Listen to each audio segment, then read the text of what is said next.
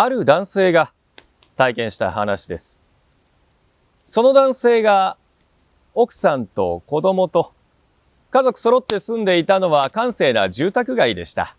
一軒家がずらっと並んでいる。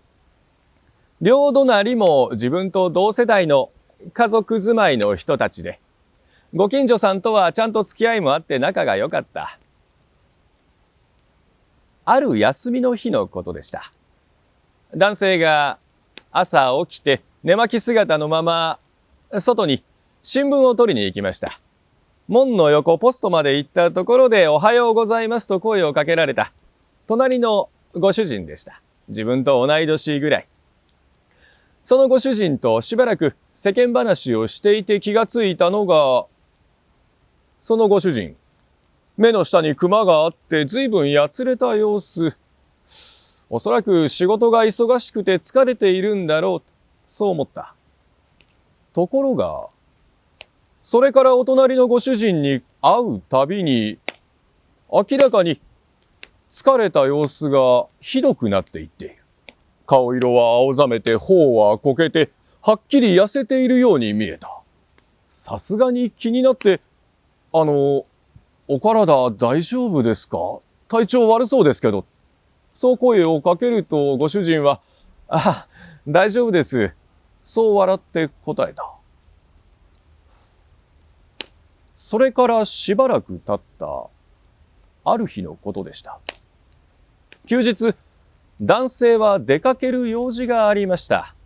準備を済ませて靴を履き玄関から外へ。門を出たところで、隣の家、ご主人が何か作業をしているのが目に留まった。家の前、玄関のドアのところに脚立を置いてその上に乗り、何かをしている。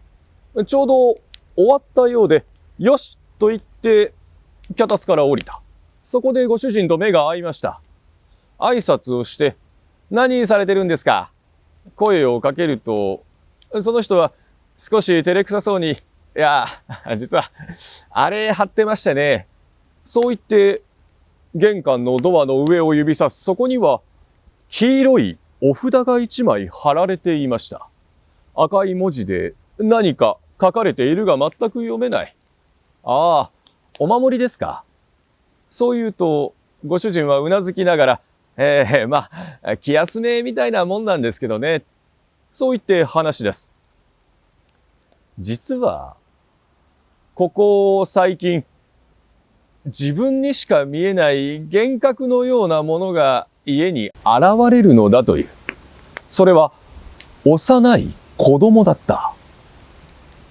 ある日、家の中に知らない子供がいて、近所の子が迷い込んだのかと声をかけると家の奥へと走っていった。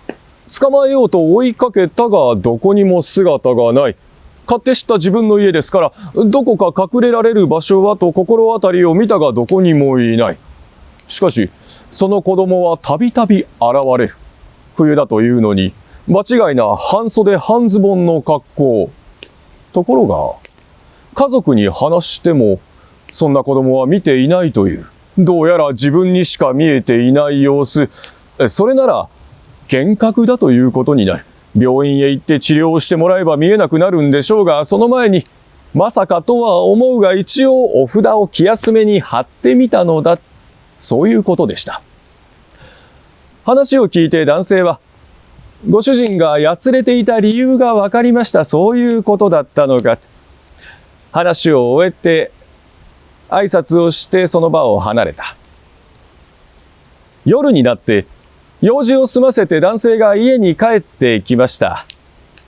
玄関のドアの前に来たところであっと足が止まる。